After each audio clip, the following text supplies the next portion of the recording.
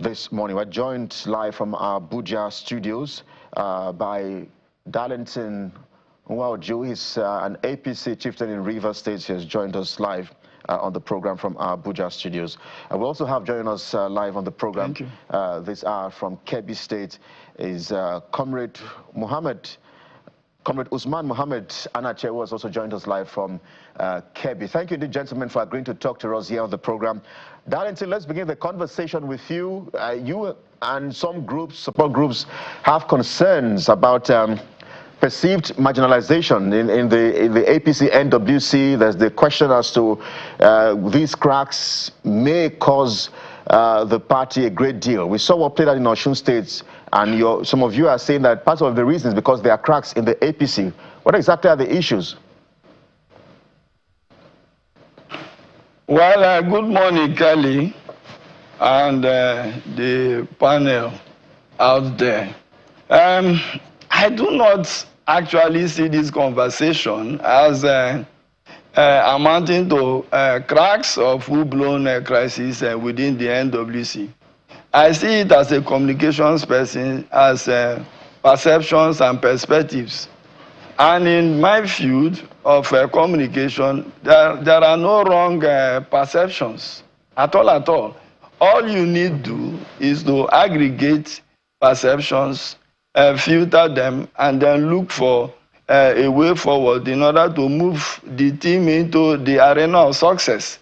And so for me and others who believe in my own perspectives concerning the issues this morning, I want to say that the danger, the fears, the perception of people like us is not that of sidelining, as it were, persons who were validly elected as National Working Committee members of our great party during the March 2026 National Convention of our party.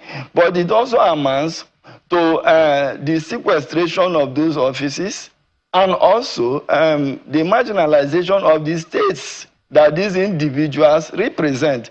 Do not forget that each of these individuals, specifically the 5 individuals that have been sequestrated, if you allow me the use of that word, in the running of the National Working Committee of the APC, represent diverse states ranging from Kwara to Zamfara to Oyo to Cross River and Akwa Ibom states.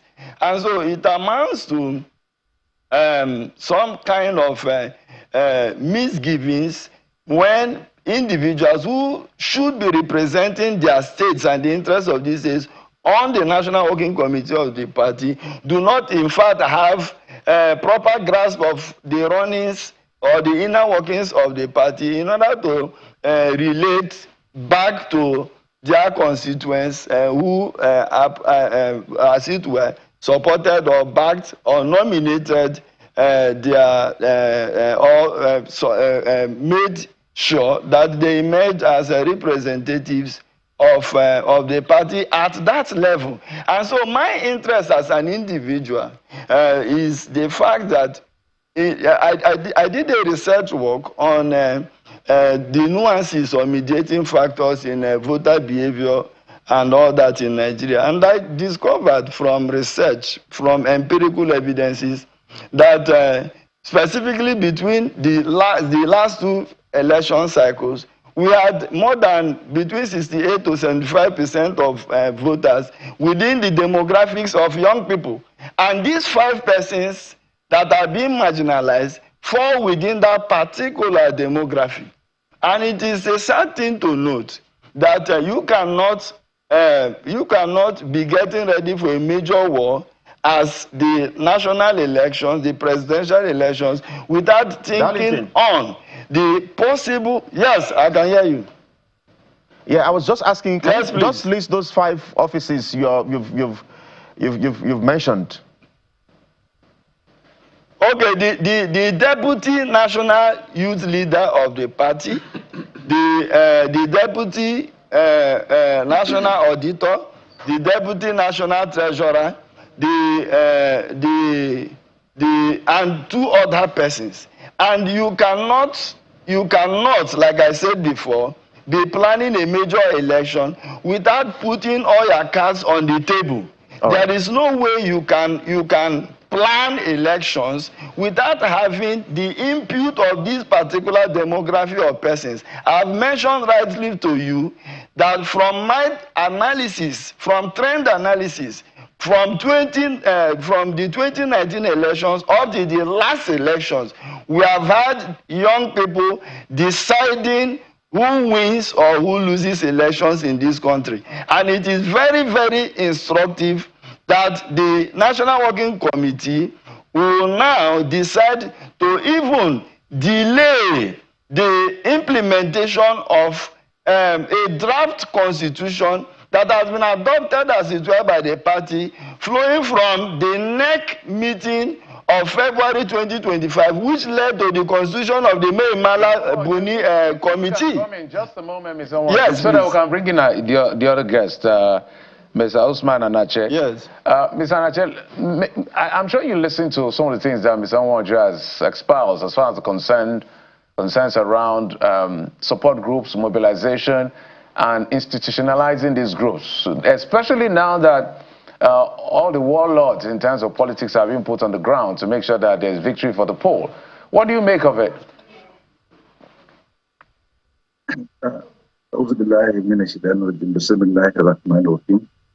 Actually, when you look at the APC, you definitely agree with me that there are any crack in the APC, whether in the National Working Committee or in the way it goes nationwide. A party that was formed in 2013 as a result of merger of various political parties, within 14 years, become the largest in Africa.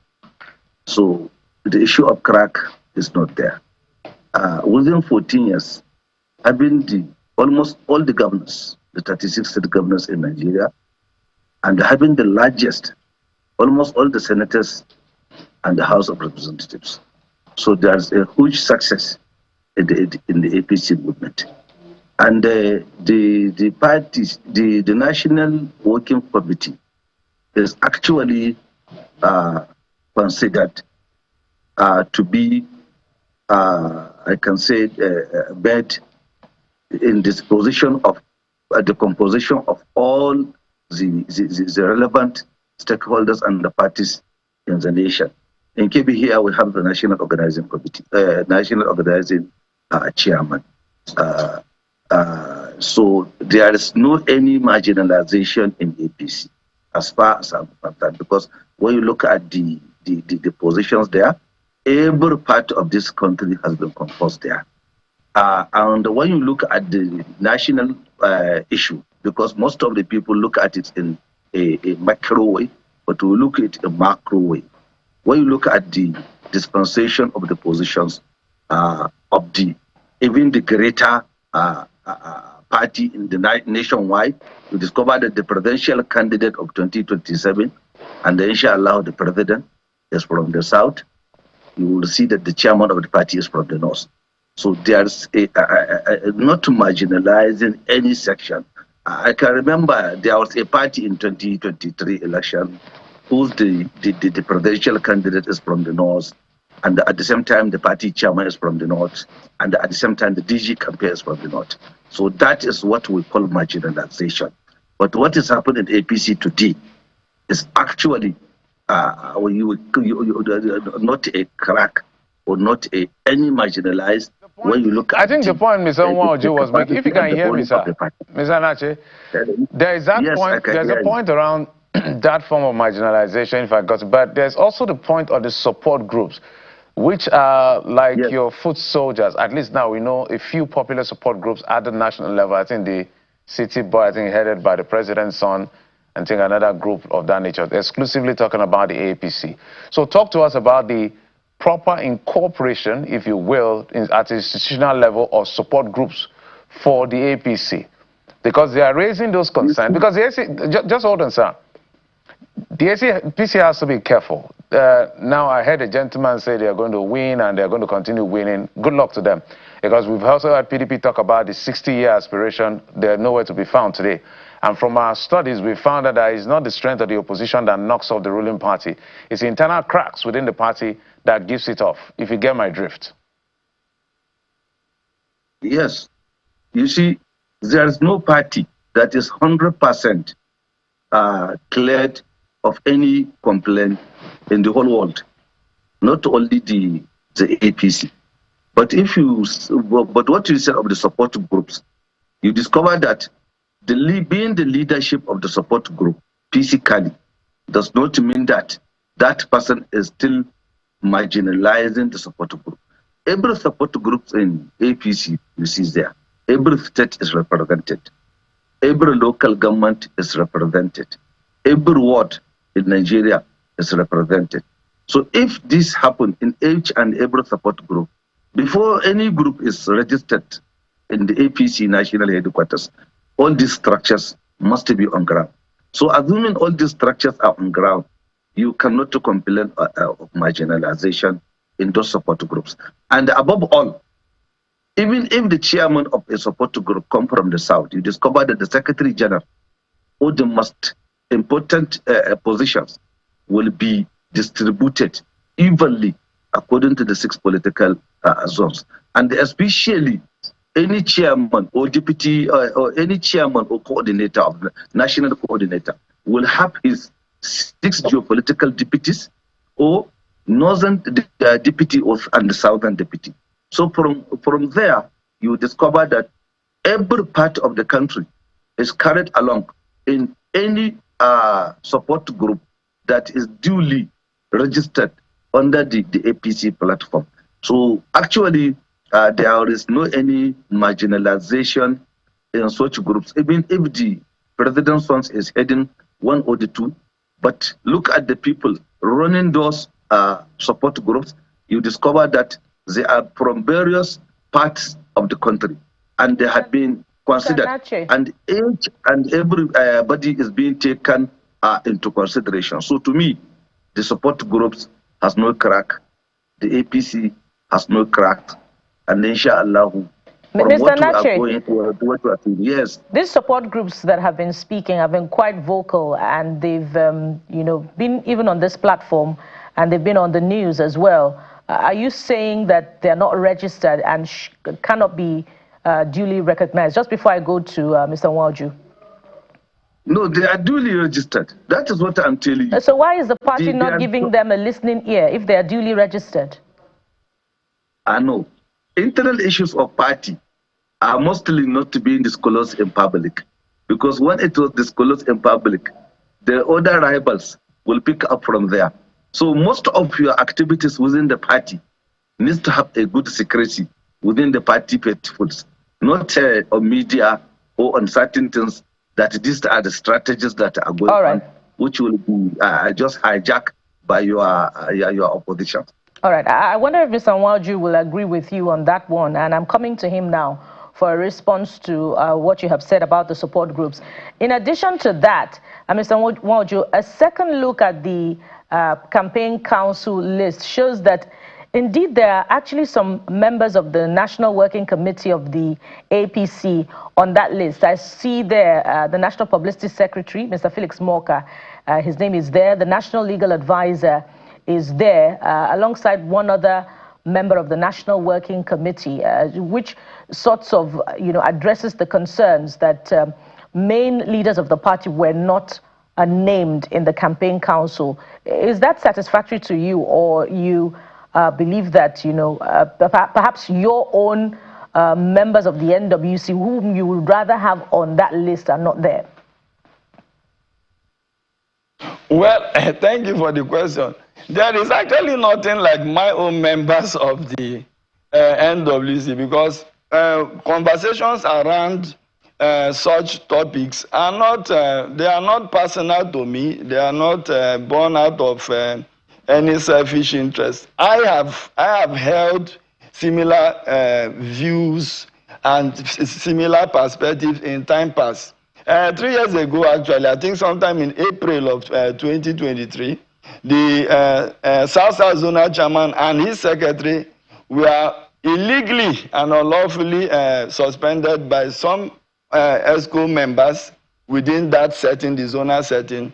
And I issued a statement condemning the process leading up to that particular suspension exercise. And so it is characteristic of me to continue to say today, this morning, and to Nigerians and to our party, that whereas it is expedient that persons who occupy positions at the level of the National Working Committee of our party should have cognitive intelligence, it is also very important that they marry this with emotional intelligence in order to be empathetic enough to put themselves in the shoes of these 5 persons who, by the virtue of the declaration or proclamation made in March of this year by the very eloquent Deputy Speaker of the House of Representatives, who served as returning officer for the National Convention 2026,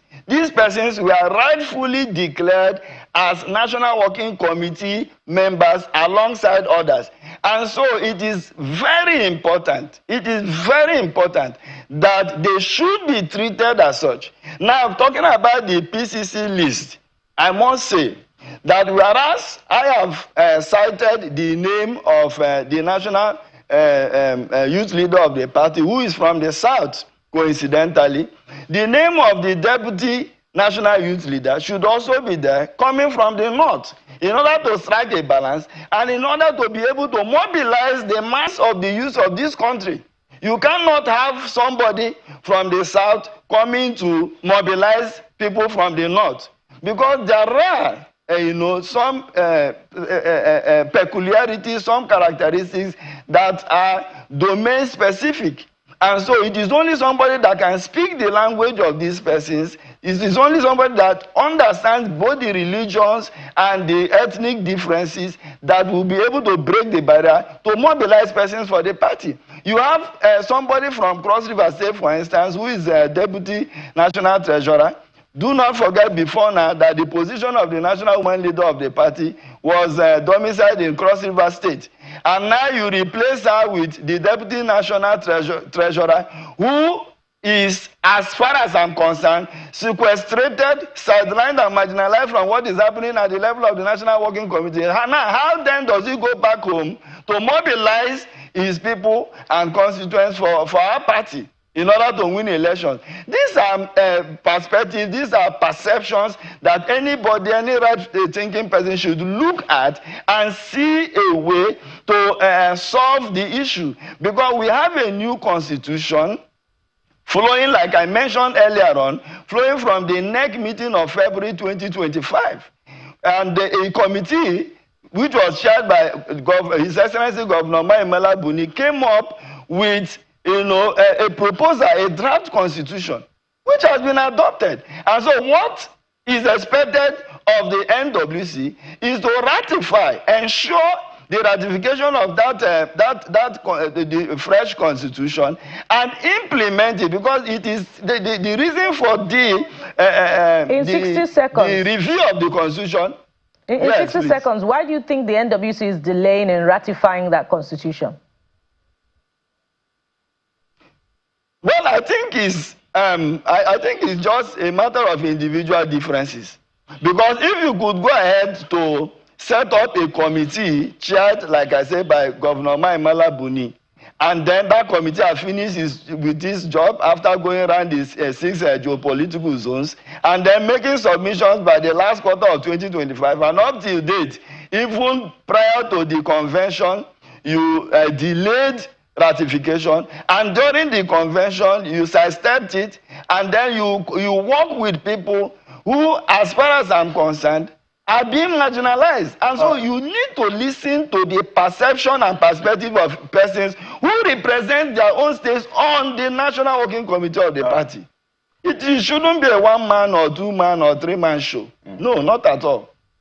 Well, so that's the picture you're painting. I wish you could place or mention names of those who are in that NWC, who are, perhaps running it like a cabal and not allowing the other national deputy executives, have their say. But we must anchor at this point. We're totally out of time. We cannot even bring Comrade Anache back to have his sort of right of reply. We must thank you both for your time on the program. Darlington Nwauju is an APC chieftain in Rivers State. Thank you, Did, for your time on the program. He has joined us from our Abuja studios. And from Kebbi, we have Comrade Usman Mohammed Anache, the National President, Grassroots Advocacy for Peace and Good Governance, who is also an APC member. Thank you, indeed, gentlemen, for your time on the program.